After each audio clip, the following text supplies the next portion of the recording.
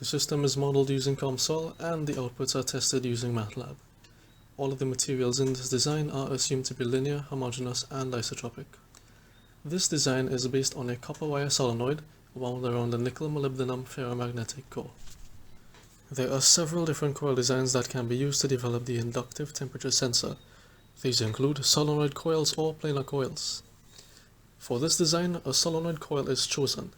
This is due to improved uniformity in the produced electromagnetic fields. Additionally, planar coil geometry increases the difficulty of implementing a ferromagnetic core.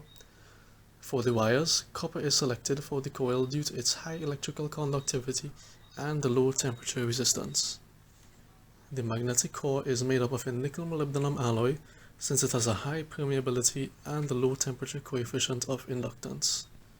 Additionally, the Curie point of nickel is 354 degrees Celsius, satisfying the required 50 to 250 degrees Celsius temperature range.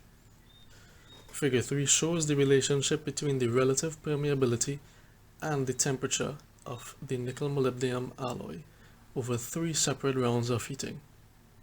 This sensor is designed to measure temperature based on direct contact with the ferromagnetic core within a fluid body.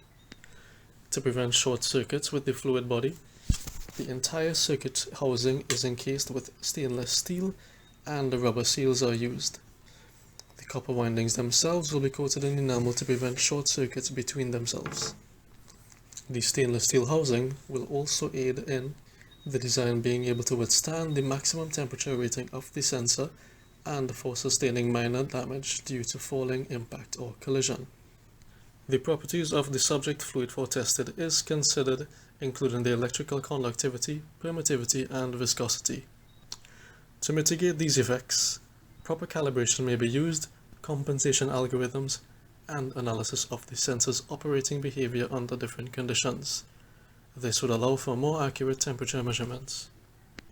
Figure 4 shows the COMSOL model of the nickel-molybdenum ferromagnetic core, alongside its corresponding dimensions.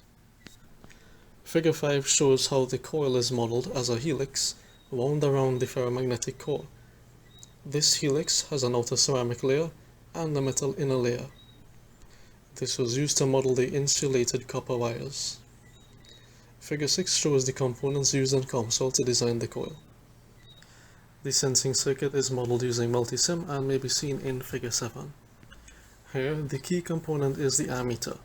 This allows for measuring the changes in current due to the corresponding changes in the ferromagnetic core with respect to temperature, which in turn would affect the inductance.